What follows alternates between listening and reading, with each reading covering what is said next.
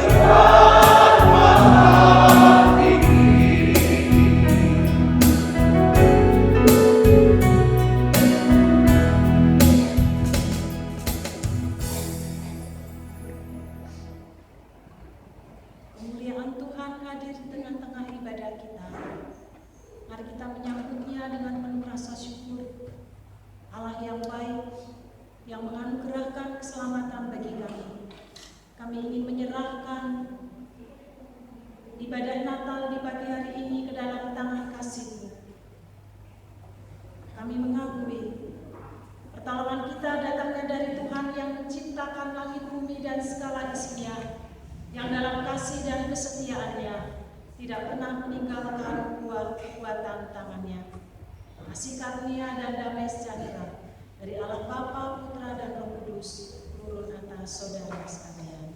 Amin.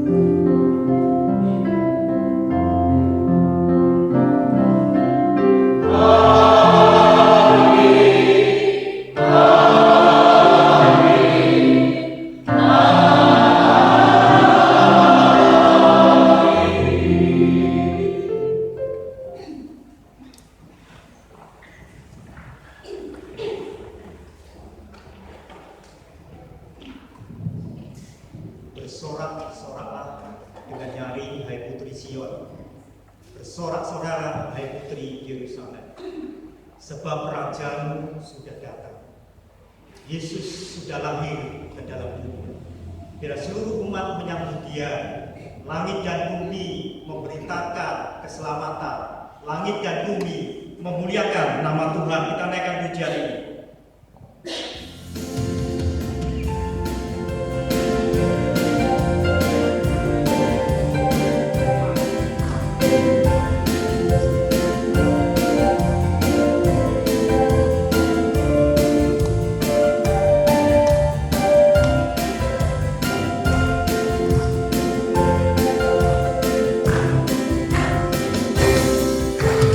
Langit dan bumi, pujilah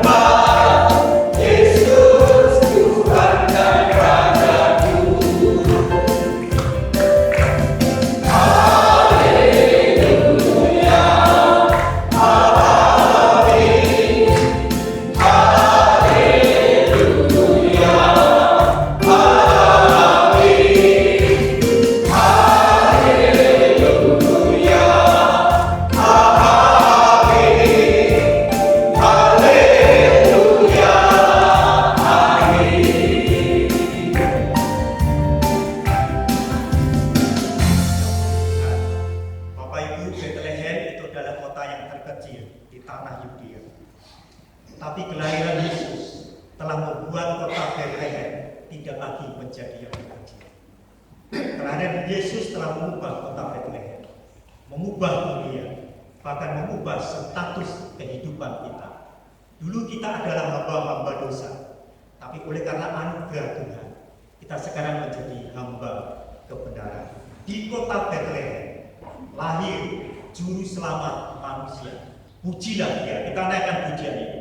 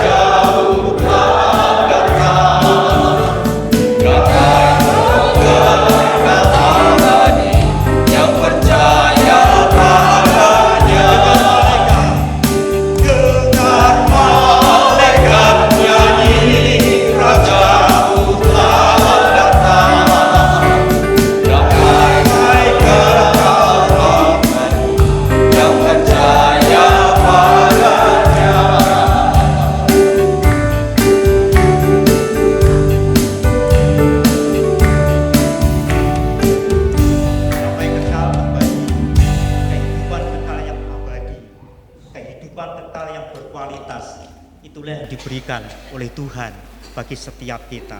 Sehingga Alkitab katakan dalam kitab Yohanes, kita hidup di dalam kelimpahan dan segala kelimpahan. Bukankah itu sebuah kualitas hidup yang Tuhan berikan kepada kita? Saudara kasih dalam Tuhan,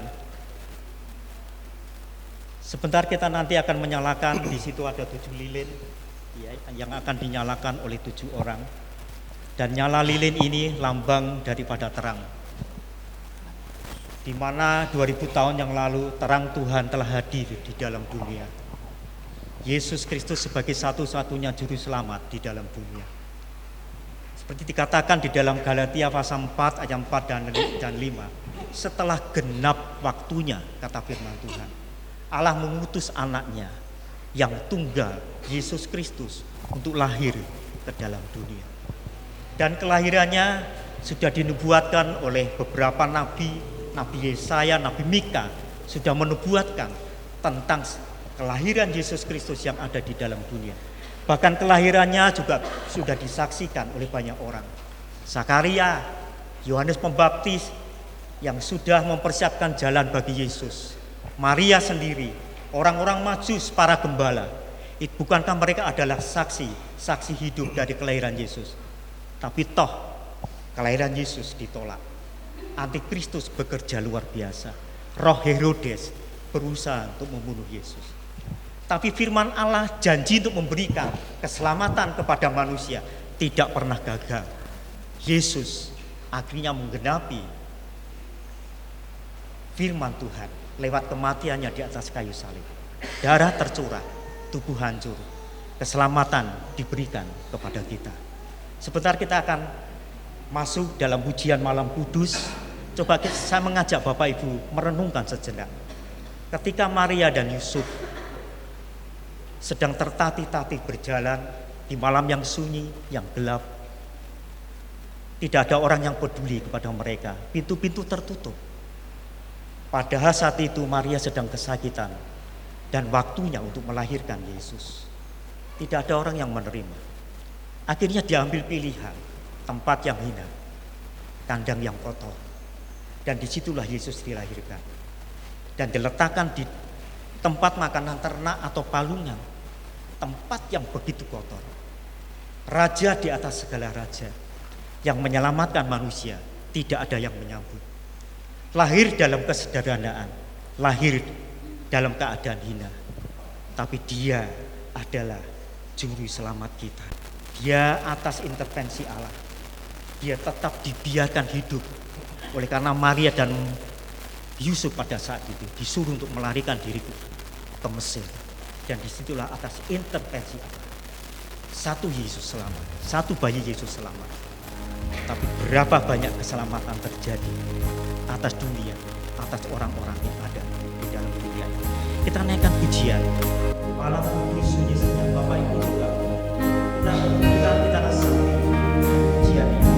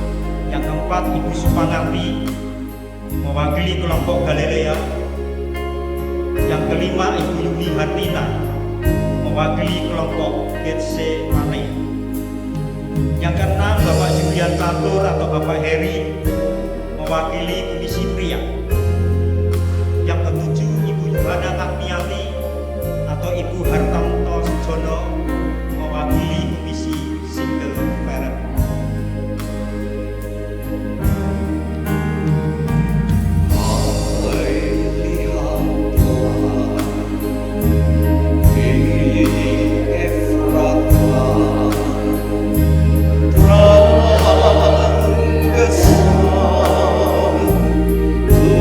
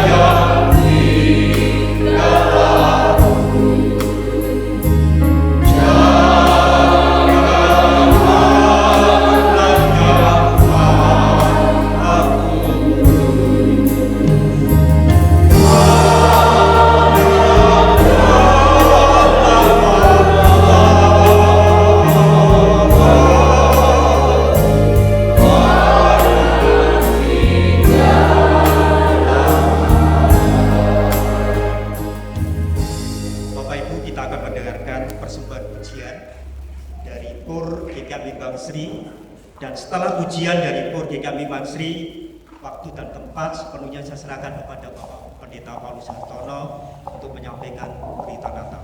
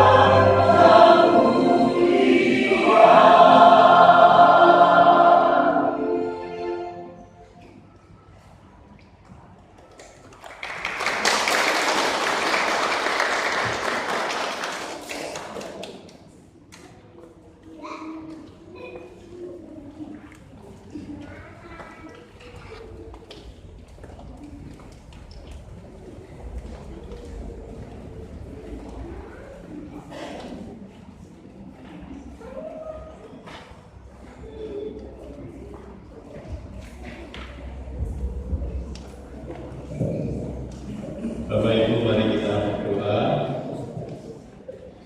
Bapa, kami sungguh bersukacita atas ibadah Natal pada pagi hari ini. Engkau Allah Firman yang telah turun di dalam dunia ini dan telah menyediakan keselamatan dalam kehidupan kami. Kami hendak membaca firman-Mu, bimbing kami dengan Roh Kudus, supaya kami dapat menemukan pesan firman Tuhan.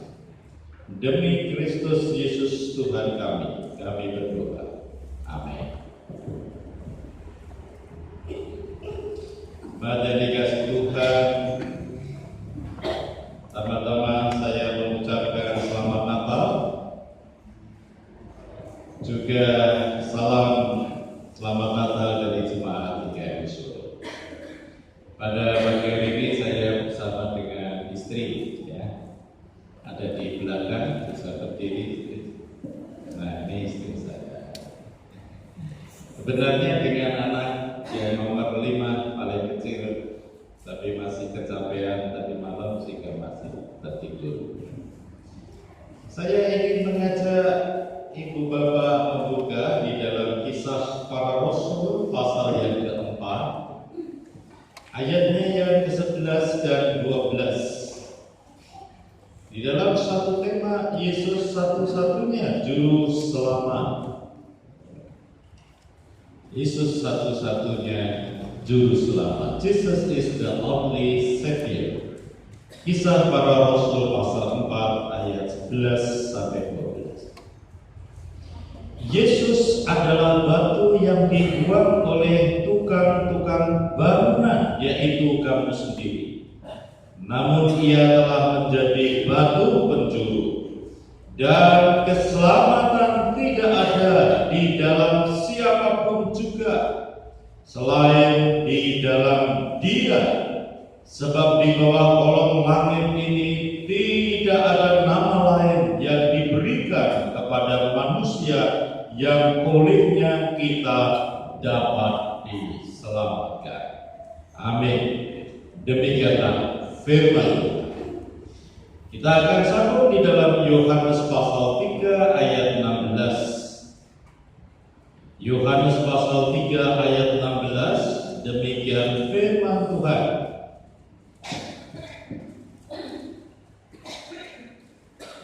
Karena begitu besar kasih Allah akan dunia ini, sehingga Ia telah mengaruniakan anaknya yang tunggal, supaya setiap orang yang percaya kepadanya tidak binasa, melainkan beroleh hidup yang kekal. Amin.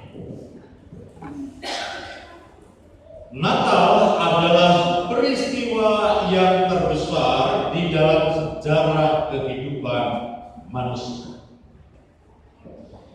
Bapak, Ibu, dan saudara sekalian, dunia mencatat peristiwa ini dengan suatu tahun yang disebut dengan tahun Masehi. Kata Masehi itu merujuk kepada kata Mesias yang artinya juru selamat. Oleh karena itu, kenapa tahunnya tidak memakai tahun Yesus Kristus, tidak, tetapi memakai tahun Masehi yang artinya tahun Mesias atau tahun keselamatan. Jadi saat ini kita telah dianugerahi yang disebut dengan tahun-tahun keselamatan yang sudah terjadi 2000 tahun yang lalu. Oleh karena itu, kelahiran Yesus menjadi satu peristiwa yang terbesar di dalam sejarah kehidupan manusia. Bahkan menjadi mukjizat yang terbesar. Ada orang bertanya, Pak, apakah mukjizat yang terbesar bukan ketika Yesus membangkitkan orang lumpuh sehingga bisa berjalan? Tidak. Orang lumpuh dibangkitkan berjalan setelah tiba masanya, dia pun akan dipanggil Tuhan. Orang buta melihat setelah tiba masanya juga dipanggil Tuhan. Orang mati dibangkitkan setelah masanya juga dipanggil oleh Tuhan.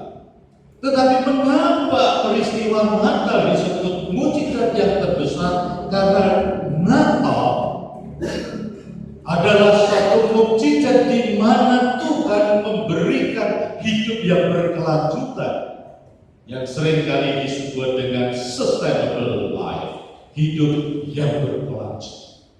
Di dalam Kristus ada kehidupan yang berkelanjutan, kehidupan yang kekal.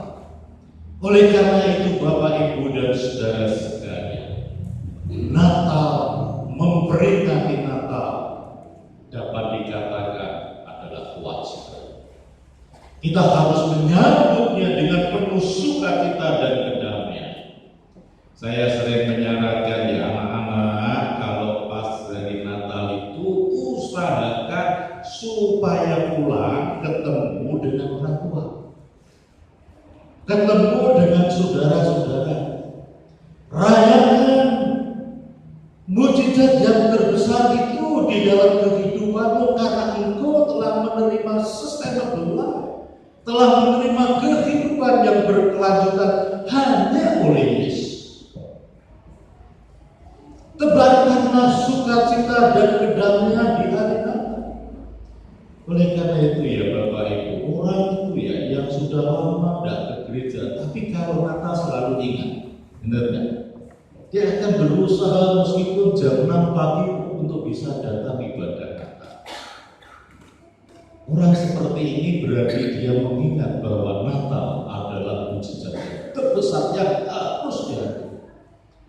Oleh karena itu, kalau melihat orang sudah lama tidak ke gereja dan pada waktu Natal dia datang, tidak usah DC, dengar, itu, tidak usah. Justru diberi sambutan selamat, selamat, penuh sukacita bersama kita merayakan. Kadang-kadang orang tua, tetangga, kalau bisa diundang untuk merayakan sukacita. Dan biarlah Natal itu tertebar kedamaiannya. Karena ini peristiwa besar. Oleh karena itu setiap kali kita melihat pohon ini, kita diingatkan telah terjadi peristiwa mujizat. Ada 3 bahasa secara umum di dalam menebarkan kedamaian. Bahasa yang pertama itu adalah bahasa seni. Jadi penuhi Natal dengan senyum dan tawa. Itu akan membawa sukacita yang bahagia. Jangan di hari Natal dipenuhi dengan kemarahan dan pertengkaran. Berarti kita tidak menyambut mujizat yang terbesar dalam kehidupan kita. Bahasa yang kedua di dalam perdamaian itu adalah bernyanyi bersama. Tuhan di dalam Natal itu penuh dengan nyanyian bersama. Tadi paduan suara nyanyi bersama. Yang merasa tidak enak nanti kalau habis nyanyi bersama kan jadi lega kan. Usahakan di dalam masuk bulan Natal paling tidak itu awal Desember, penuhi rumah Bapak Ibu dengan puji-pujian dan musik Natal. Karena itu akan mendatangkan kedamaian bagi kita. Lalu Bapak Ibu usahakan kumpul, kalau kumpul keluarga paling tidak di situ ada musik Natal. Itu mendatangkan kedamaian, sukacita. Jangan kumpul keluarga mengeluarkan nota. Pak, ini masih punya buat loh, tahun lalu dibayar. Jangan. Sukacitanya nanti di keluarin nota, keluarin kwitansi. Ya. Apalagi ini sudah kumpul Bapak Ibu. Bagaimana kalau bagi waris? Orang Natalan minta bagi waris. Suasana Natalnya kita. Kalau kumpul usahakan supaya ada lagu Natal, ada musik Natal. Karena itu adalah bahasa perdamaian dan sukacita. Dan bahasa perdamaian yang ketiga dalam Natal itu adalah foto bersama. Jadi usahakan setiap Natal keluarga, anak, orang tua itu foto di depan pohon Natal. Foto. Kalau tidak di depan pohon Natal, di depan gereja. Dan ingat bahwa ini tahun 2023 dengan penuh harapan tahun depan 2024 bisa foto bersama kembali. Sekarang kalau sudah foto langsung di-upload, mengucapkan selamat Natal kepada semua. Itu suatu tindakan kecil tetapi memiliki satu dampak sukacita dan damai Natal. Biarlah dunia tahu bahwa orang Kristen bersuka cita dengan kelahiran Yesus, kelahiran Allah di dunia ini yang membawa keselamatan sustainable life dalam kehidupan manusia. Jadi kalau ditanya, Pak, mengapa Natal itu selalu diperingati dengan meriah? Ya, itu jawabannya. Wahyu satu-satunya yang diturunkan di dunia ini. Maka disebut di dalam Injil Yohanes dan dikatakan di dalam Kisah Para Rasul, anak tunggal Allah. Kata anak itu sebenarnya memiliki makna firman. Yohanes mengatakan firman telah turun ke dalam dunia menjadi daging, menjadi manusia. Jadi anak tunggal Allah adalah firman, wahyu satu-satunya yang diturunkan dunia ini setelah diturunkan melalui para nabi. Pada akhirnya wahyu itu diturunkan di dalam Yesus Kristus. Setelah Yesus Kristus, apakah ada wahyu lagi yang diturunkan? Tidak. Tidak. Ibrani pasal 1 mengatakan, setelah zaman dahulu Allah berbicara dengan para nabi, maka pada zaman akhir ini Tuhan berbicara, mewahyukan pada anak Yesus Kristus. Satu-satu. The only one. Apakah ada yang lain? Seperti Yesus yang diturunkan setelah Yesus Kristus? Tidak. Oleh karena itu ketika Yesus diturunkan, malaikat berkata, namanya adalah Yesus dan yang disebut dengan Kristus. Artinya wahyu yang disahkan oleh Allah yang telah menurunkan di dunia. Jadi yang disebut wahyu Injil ya Yesus Kristus yang telah dicatat perkataan dan tindakannya oleh para rasulnya dan muridnya. Itulah itu yang pertama. Yang kedua yang ingin saya sampaikan, tadi saya disambung ini oleh Pak, nanti malah ikut ke bawah saya ke Solo. Yesus satu-satunya. Yang kedua yang ingin saya sampaikan, mengapa Yesus selalu dipertanyakan? Selalu saja, dari abad ke abad ribuan tahun, selalu dipertanyakan. Pertanyaannya selalu mengatakan bahwa, Pak, mengapa kok Allahnya orang Kristen itu tiga? Nah, ya, sering kita mendengar pertanyaan itu, bagaimana Bapak Ibu menjawab? Saya pernah mengajar kelas Kristologi di beberapa pondok pesantren dan di sekolah kiai. Pertanyaannya selalu seperti itu, Pak Pendeta, kenapa kok orang Kristen itu Allahnya tiga? Lalu saya menjawab dengan gagah bertanya, siapa yang bilang? Allah orang Kristen satu, Allah yang esa, Allah yang tunggal. Nah itu orang Kristen menyebut Allah Bapa, Allah Putra, dan Allah Roh Kudus.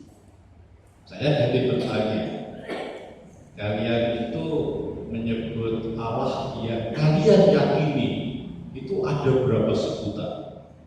Kalau kami ada 99, Pak.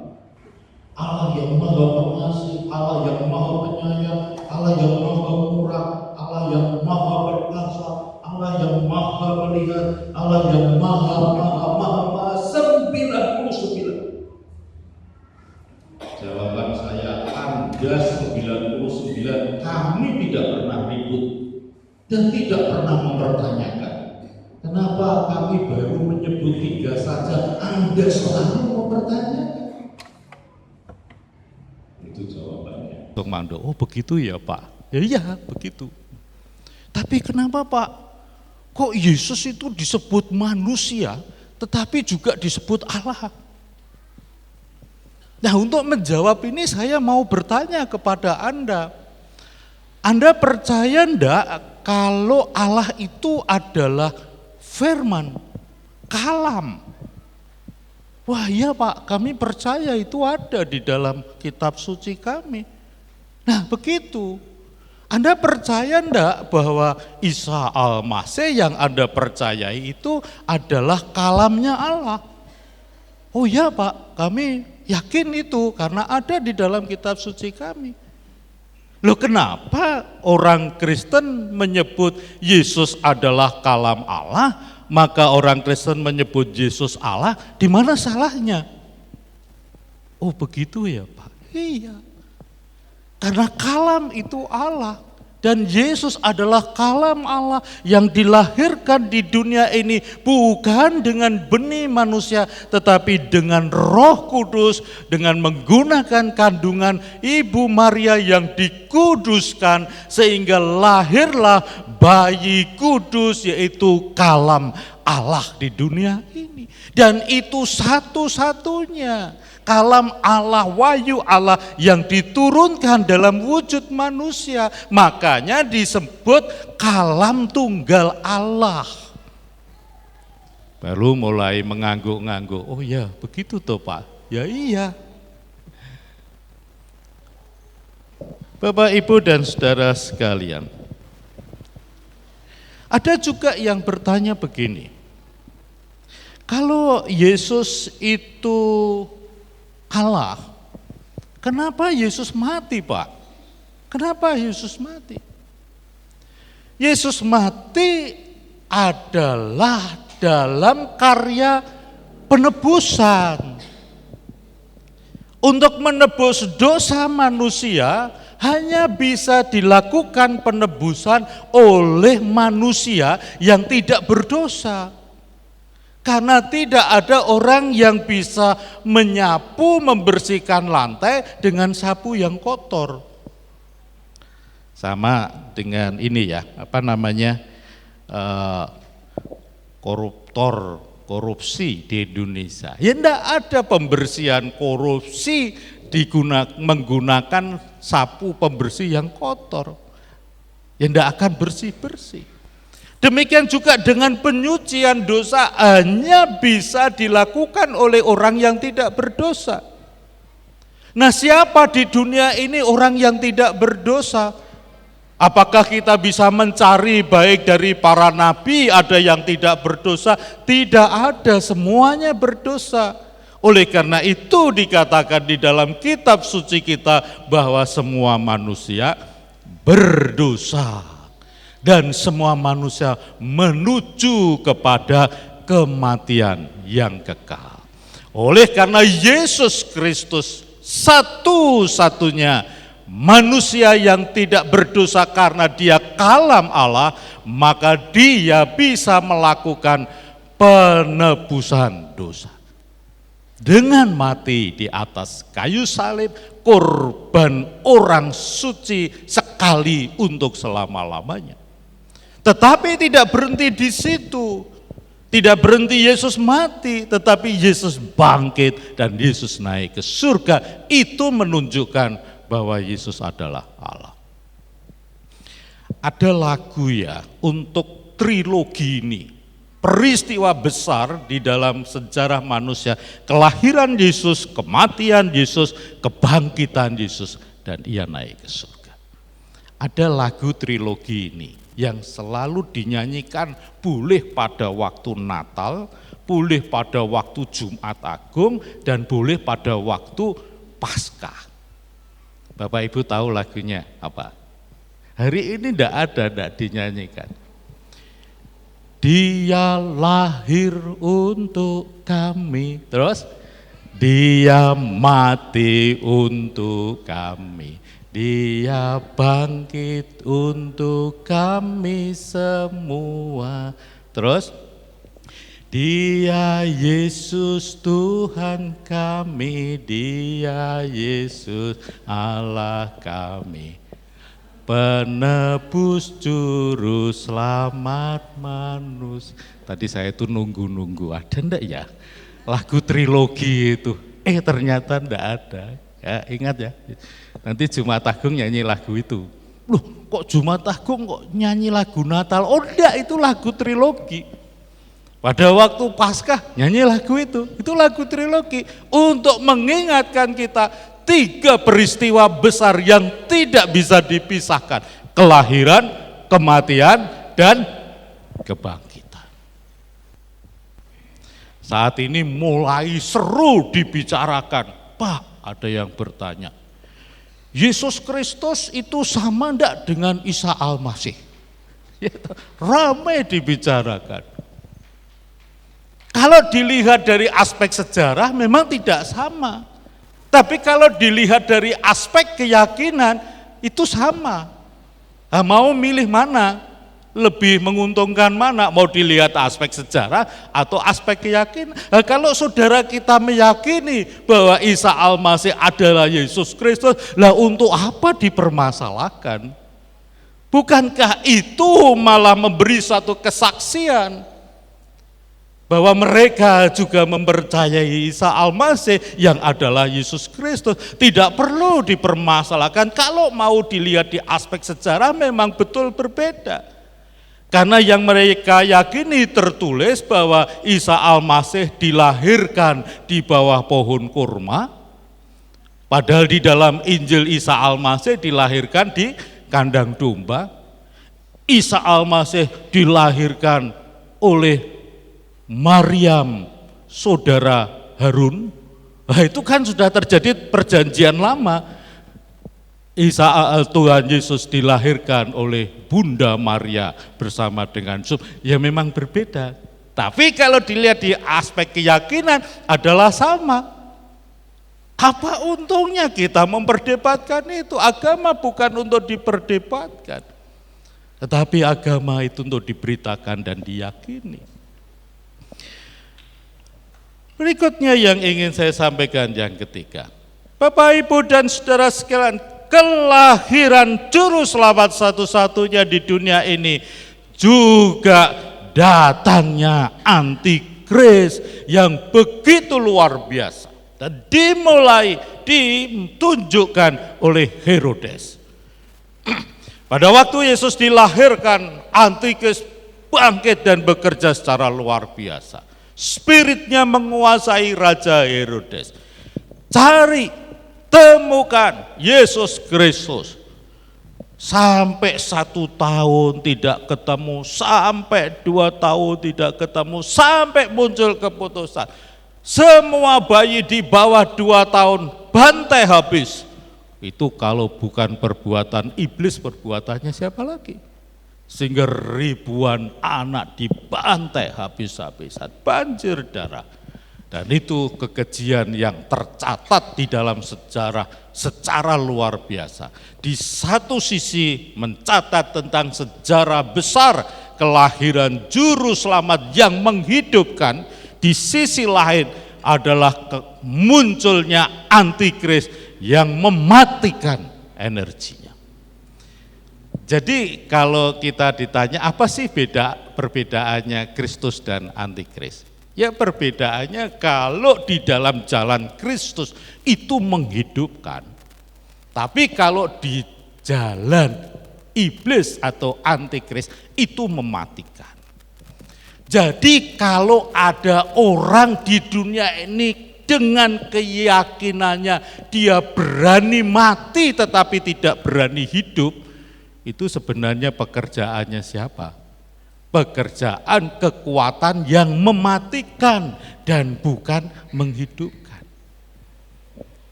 Bapak, Ibu, dan saudara sekalian, antikris itu terus bekerja dengan cara yang berbeda. Dengan cara-cara yang berbeda.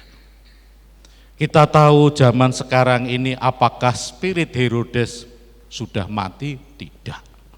Masih terus bekerja. Baik menggunakan regulasi, baik menggunakan aspek politik, aspek kekuasaan untuk selalu menentang orang yang mau beribadah kepada Kristus.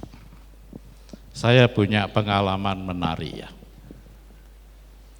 Tahun 2014, saya ditelepon sama teman sekretaris FKUB Jayapura, Papua, Bapak Ibu. Pak Pendeta, sekarang posisi di mana? Saya ada di Sinabung, Pak, di Sumatera. Karena waktu itu Sinabung meletus lagi, MDS ke sana. Ada apa, Pak? Ada sesuatu yang sangat penting, Pak Pendeta. Apakah bisa terbang ke Papua?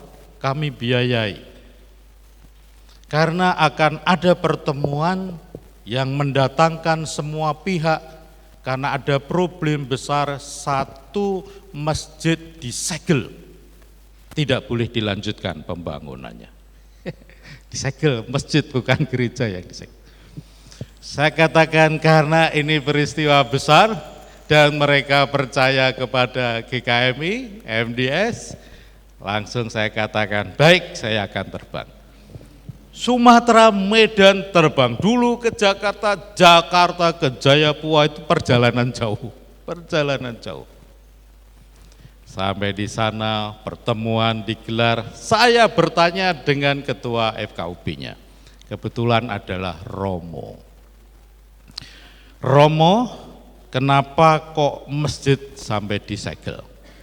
Oh itu begini Pak Pendeta, menurut SKB 2 Menteri, penggunanya tidak mencapai 60 keluarga. Waduh, SKB 2 Menteri yang juga menjadi jeratan di Pulau Jawa untuk gereja. Langsung saya katakan pada Romonya, begini loh Romo, kalau membangun tempat ibadah itu didasarkan kepada mayoritas dan minoritas. Tidak ada habis-habisnya di bumi Nusantara ini. Akan terus balas-membalas.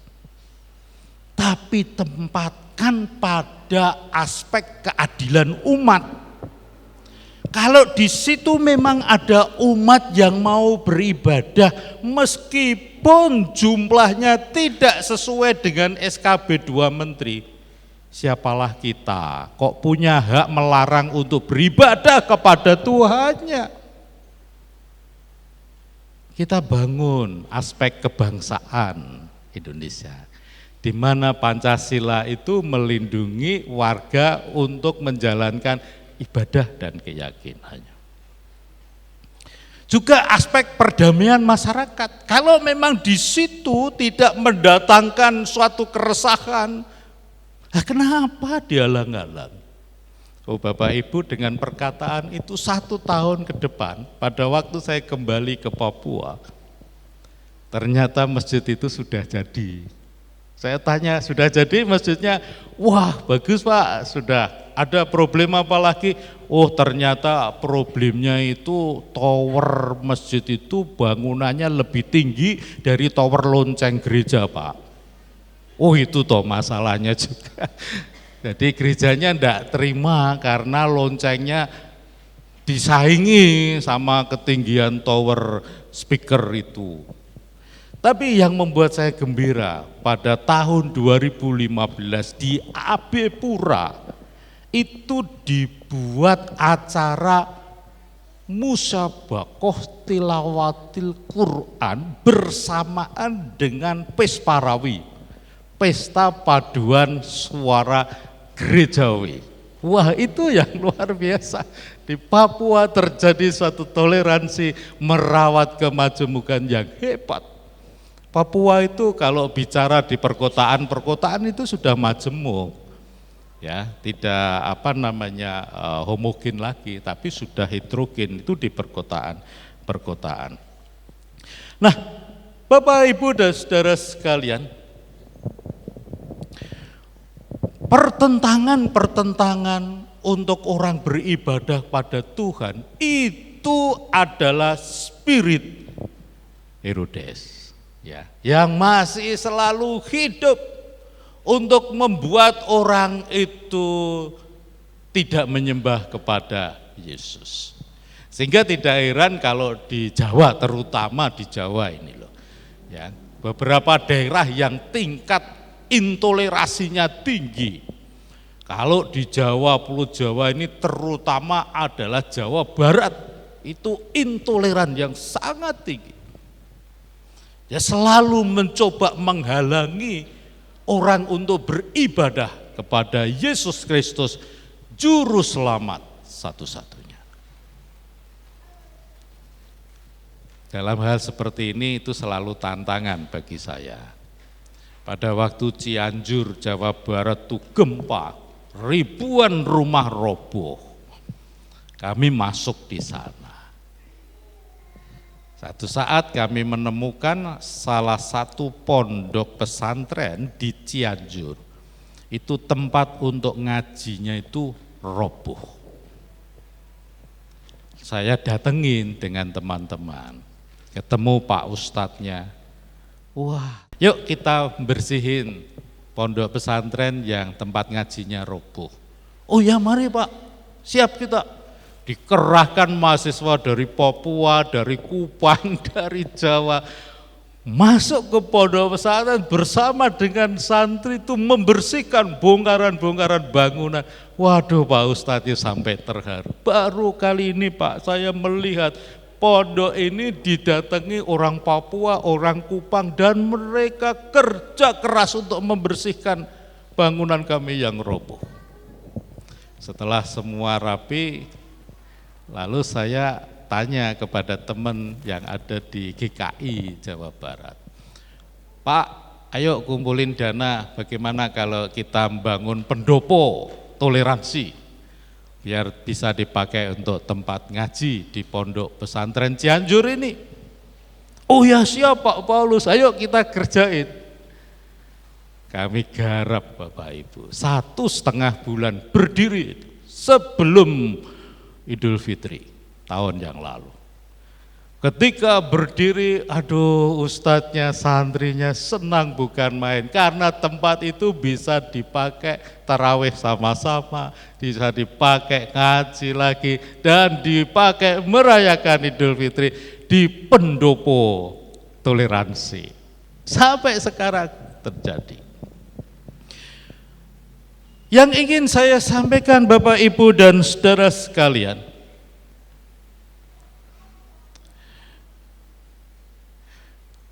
ketika kita diperhadapkan kepada berbagai penolakan, ingat, Yesus mengajarkan kepada kita, jangan balas kekerasan dengan kekerasan.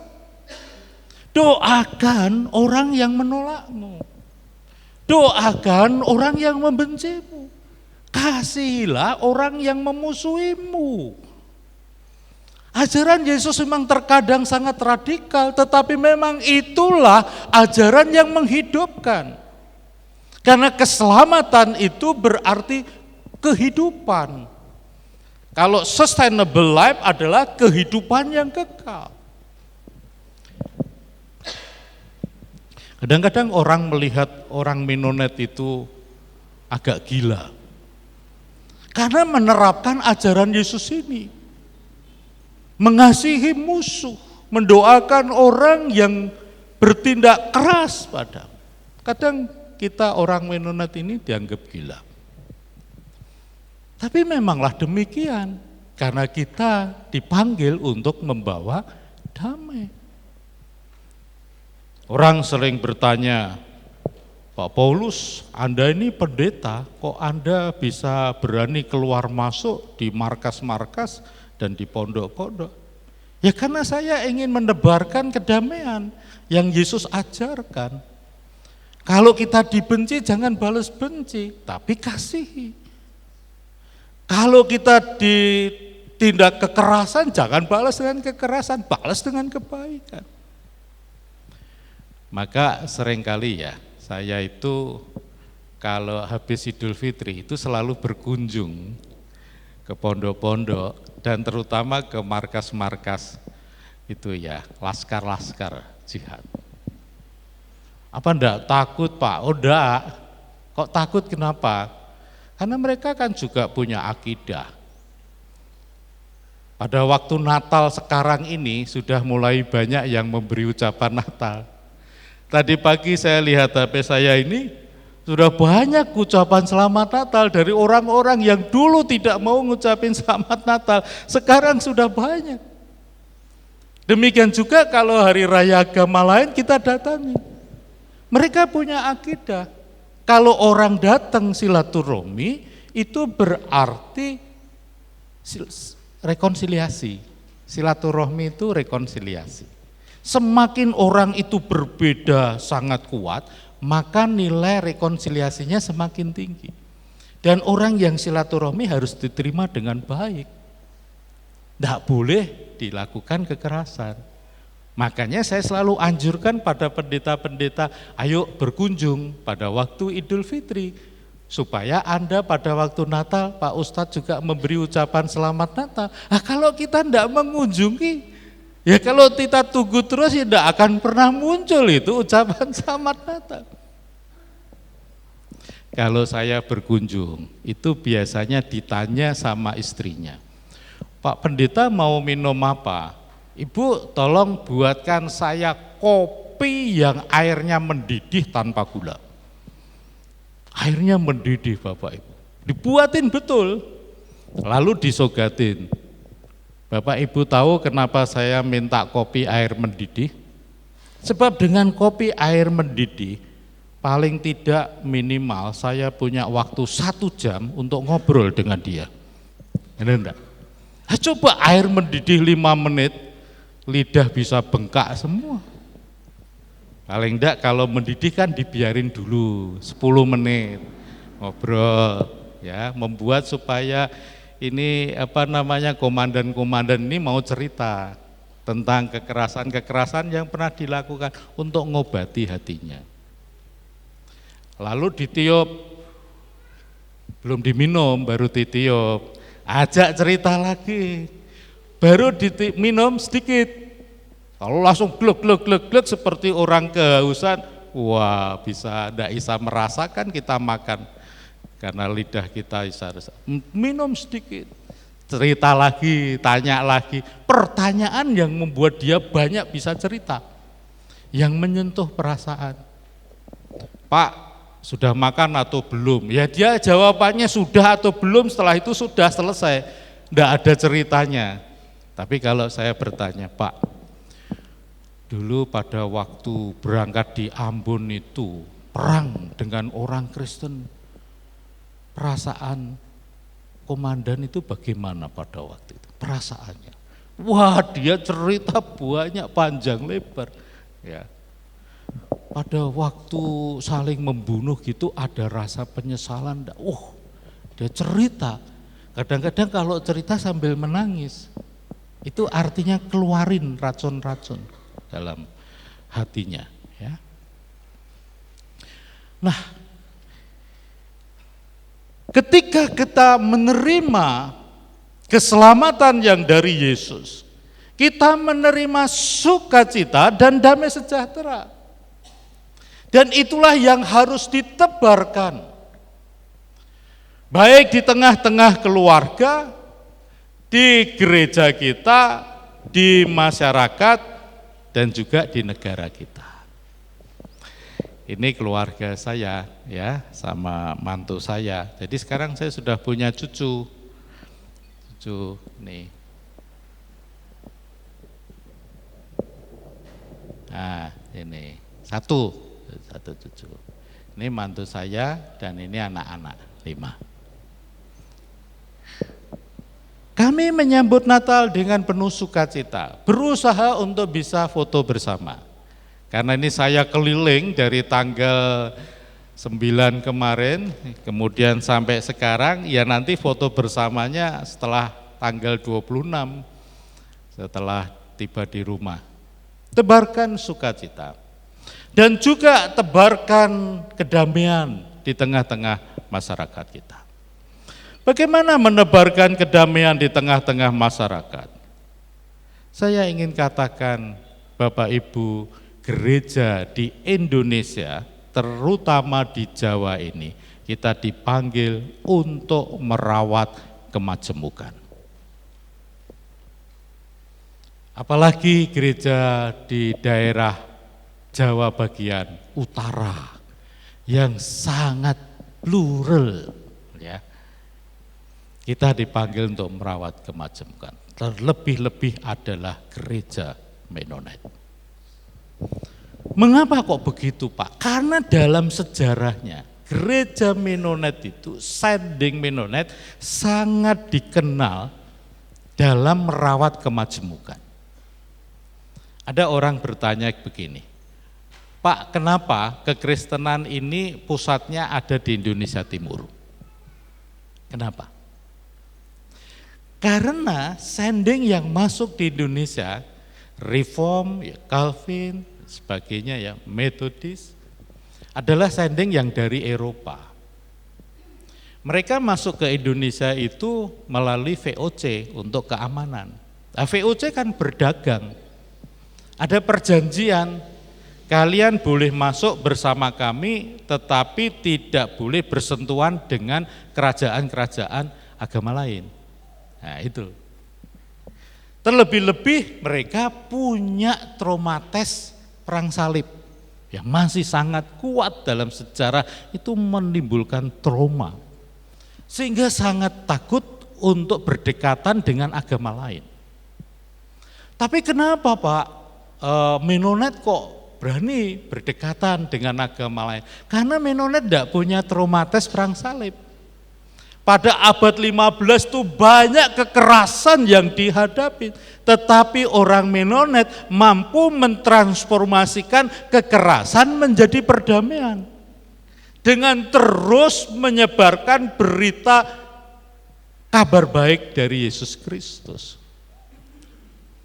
Maka muncullah seperti Kiai Sadrah, Tunggul Wulung, itu kan para kiai-kiai yang percaya kepada Isa Al-Masih Yesus Kristus, yang membangun gereja Jawa Merdeka, yang sekarang banyak tersebar menjadi GITJ. Itu Bapak Ibu, tidak ada rasa takut itu, tidak ada rasa trauma, merawat kemajemukan. Dan juga merawat bangsa. Waktu itu belum ada bangsa, merawat bumi yang dipijak. Oleh karena itu saya pernah ditanya, ya, apa sih peranan Menonet terhadap Indonesia ini? Jawaban saya, Bapak ingin tahu secara standar atau yang sangat dalam? Sangat dalam saja, Pak. Saya katakan, sebelum organisasi kemasyarakatan pertama berdiri di bumi Nusantara ini, yaitu tahun 1908 Budi Utomo, Menonet itu sudah membangun organisasi kemasyarakatan pada abad 18 dan 19. Sehingga terbangunlah desa Persil di Margorejo. Itu abad 18-19. Sebelum Ahmad Dahlan membangun organisasi untuk pendidikan 1912, Menonet sudah abad 18 itu membangun pendidikan untuk masyarakat Nusantara ini. Itu yang terjadi.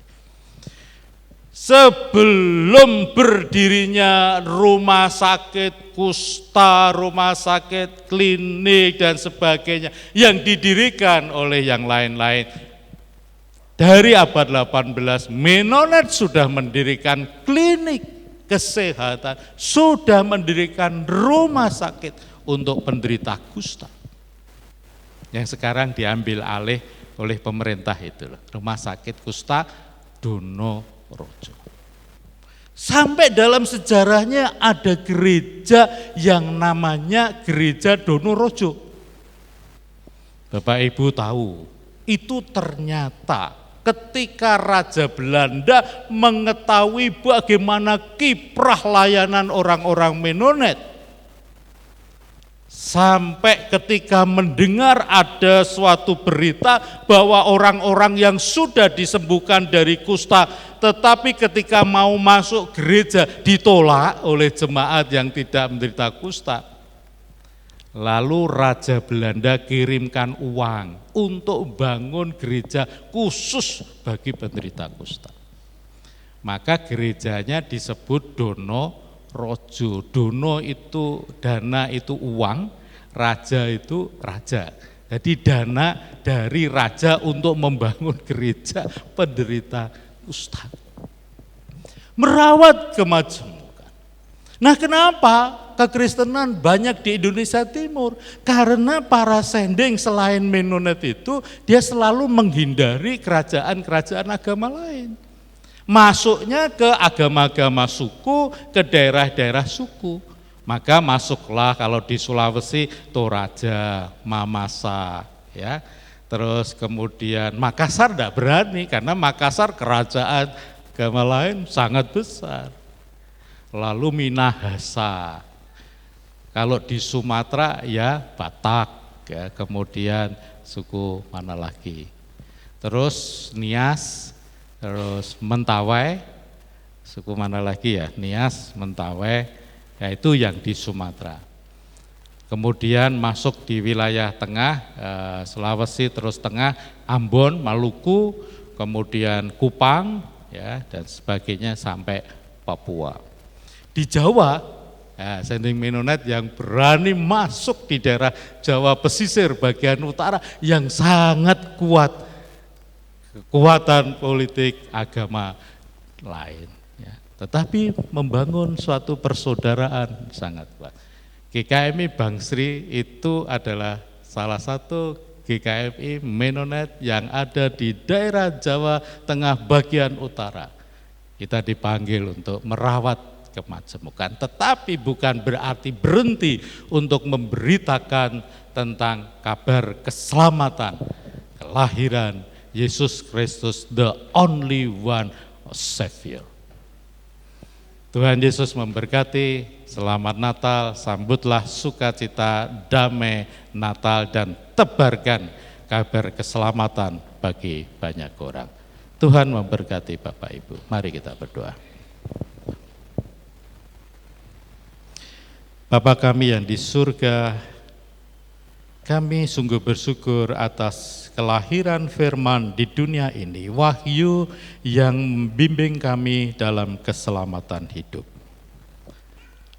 Bimbing kami selalu dengan Roh Kudus supaya kami memelihara dan menjaga keselamatan itu. Dan beri kami kekuatan untuk selalu mengabarkan akan kabar baik ini pada semua orang, banyak orang.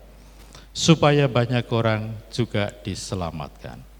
Karena kami tahu dan kami yakin, malaikat sendiri yang mengatakan bahwa Engkaulah Tuhan Allah yang maha tinggi, satu-satunya keselamatan bagi manusia. Terpujilah nama Yesus kekal selama-lamanya. Amin.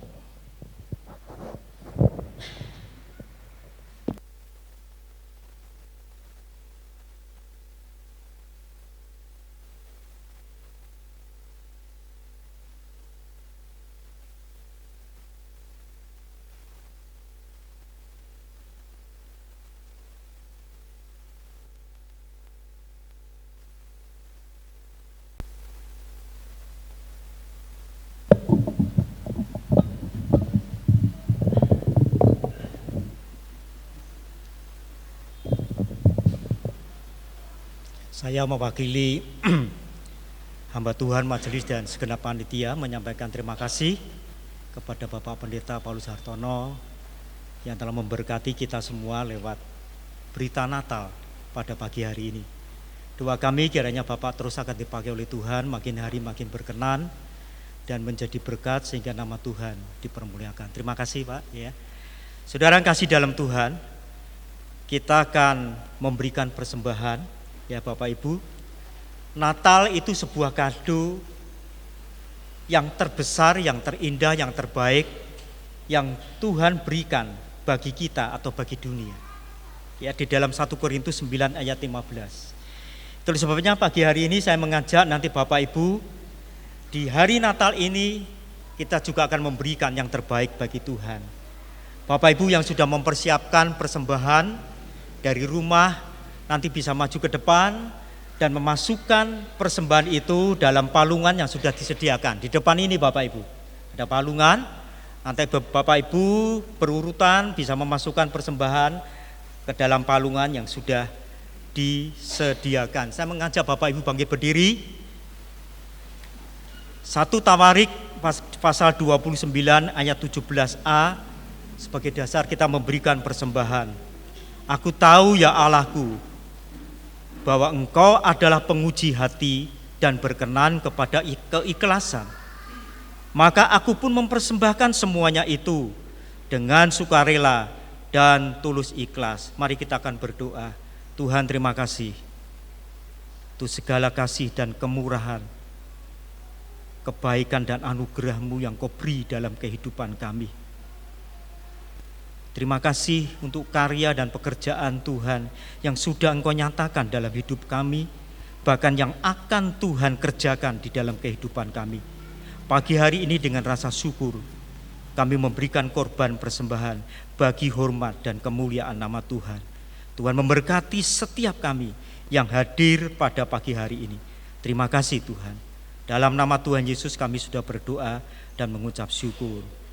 Amin. Silakan duduk kembali. Nanti Bapak Ibu bisa langsung ke depan memberikan persembahan kepada Tuhan.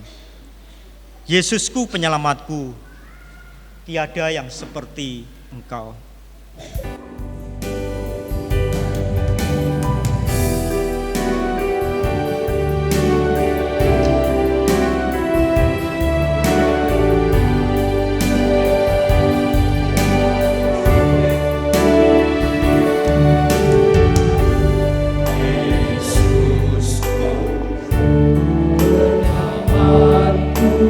Tiada yang seperti Engkau.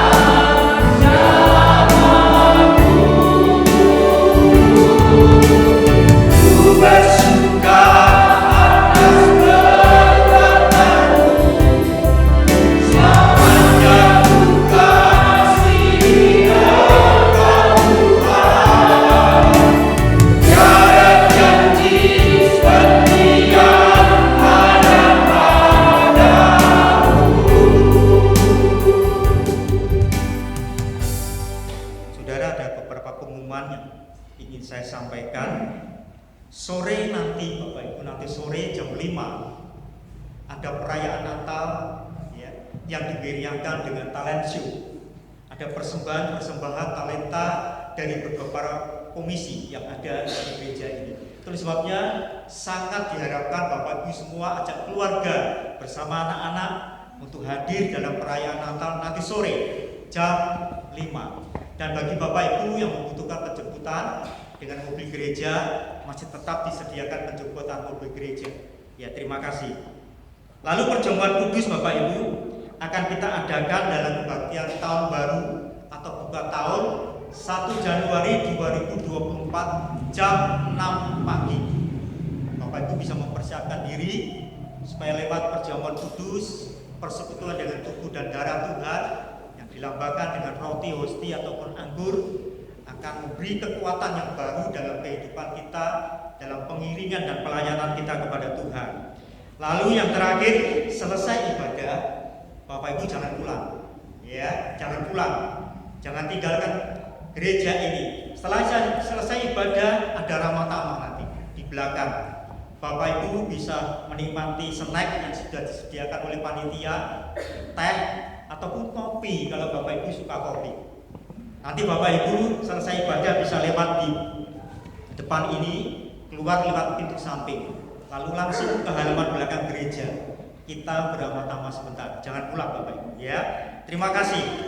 Saudara, kita naikkan pujian. Selamat Hari Natal dan Tahun Baru.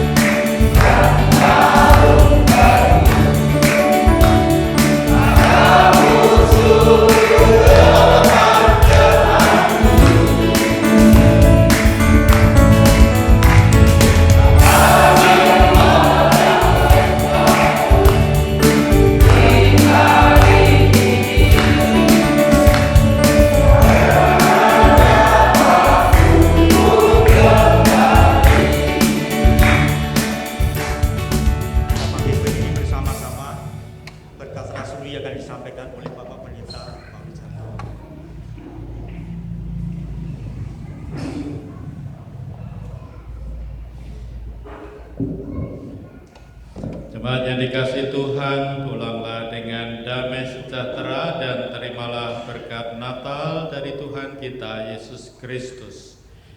Kiranya kasih karunia, rahmat dan damai sejahtera dari Allah Bapa, Putra, dan Roh Kudus, Yesus Kristus yang telah turun ke dalam dunia ini dan memberikan jalan kebenaran dan hidup dan keselamatan bagi orang yang percaya, senantiasa menyertai engkau, memelihara, memberkati dan melindungi, memberi kau senantiasa sukacita dan damai sejahtera dari saat ini sampai selama-lamanya. Amin.